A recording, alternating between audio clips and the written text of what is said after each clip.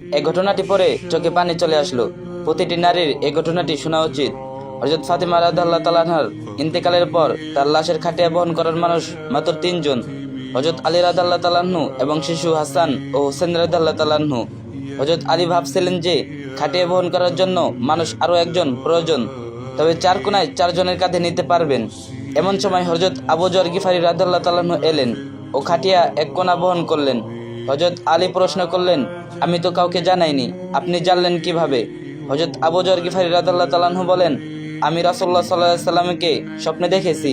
তিনি বললেন, হে আবু যর, আমার ফাতিমার লাশ বহন করার লোকের অভাব, তুমি গিয়ে একটু ধরো। হযরত আবু যর গিফারি রাদিয়াল্লাহু তাআলা আনহু কবরের কাছে গিয়ে বললেন, হে কবর, আজ তোমার মধ্যে কে আসছে জানো? দোজাহানের বাদশাহের মেয়ে। খবরদার বেয়াদবি করিস না। কবর থেকে কোনো আওয়াজ নাই। হে কবর, তোমার মধ্যে আজকে কাকে রাখছি জানো? হযরত আলীর স্ত্রী হাসান ও হুসাইনের মা।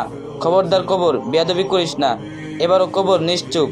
এবার আবু যর জোরে আওয়াজ দিয়ে বলল, হে কবর, তোমার ভিতরে কারে রাখতেছি জানো? জান্নাতের সর্দারনি। খবরদার কবর, বেয়াদবি করো না। আল্লাহ কবরের জবান খুলে দিলেন। কবর বলল, আমি দোজাহানের বাদশাহের মেয়েকে চিনি না, হযরত আলীর স্ত্রীকে চিনি না, হাসান ও হুসেনের মাকেও চিনি না, জান্নাতের সর্দারনিকে চিনি না। আমি শুধু চিনি ঈমান আর আমল। আমল যদি ভালো হয় তাহলে আমি কবর তাকে জান্নাতের বিছানা বিছিয়ে দেব, আর যদি আমল খারাপ হয় তাহলে আমি কবর দুদিক থেকে এমন জোরে চাপ দেব যে হাড় মাংস মিশে একত্রিত হয়ে যাবে।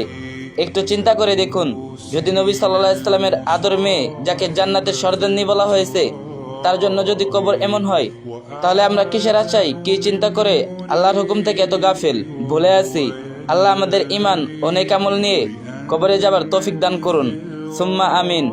আর ভিডিওটা একটা শেয়ার করে দিন, আর যে যত পারেন বেশি বেশি কপি লিংক করে দিন।